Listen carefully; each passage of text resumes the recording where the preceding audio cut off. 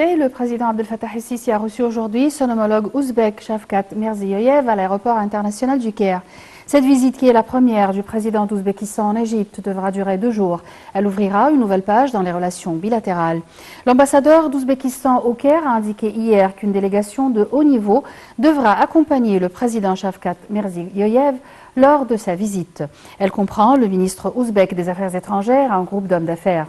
Il est prévu d'organiser le forum des affaires égypto-ouzbèques en présence d'un grand nombre d'hommes d'affaires des deux pays et de signer un certain nombre d'accords économiques importants.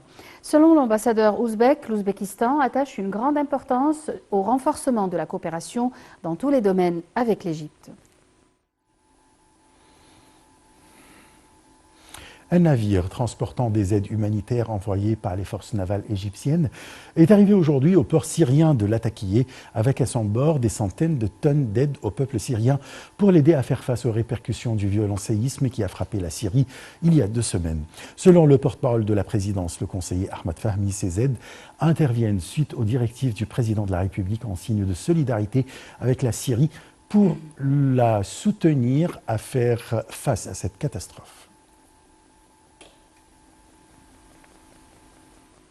Dans le cadre des efforts visant à soutenir le peuple syrien frappé par un violent séisme, la Société du Croissant Rouge égyptien a envoyé une aide urgente estimée à environ 200 tonnes de matériel de secours regroupant des tentes, couvertures, matelas, vêtements, médicaments et fournitures médicales. L'aide est présentée par le peuple égyptien qui a pris l'initiative d'envoyer des dons immédiatement après la crise.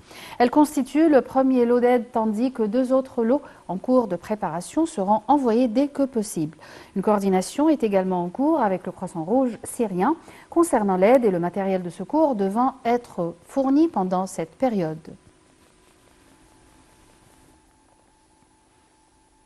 Le chef de la diplomatie américaine, Antony Blinken, a achevé aujourd'hui une visite de 2 jours en Turquie où il a affiché le soutien des États-Unis après le séisme dévastateur et s'est voulu rassurant sur l'état des relations bilatérales parfois tendues.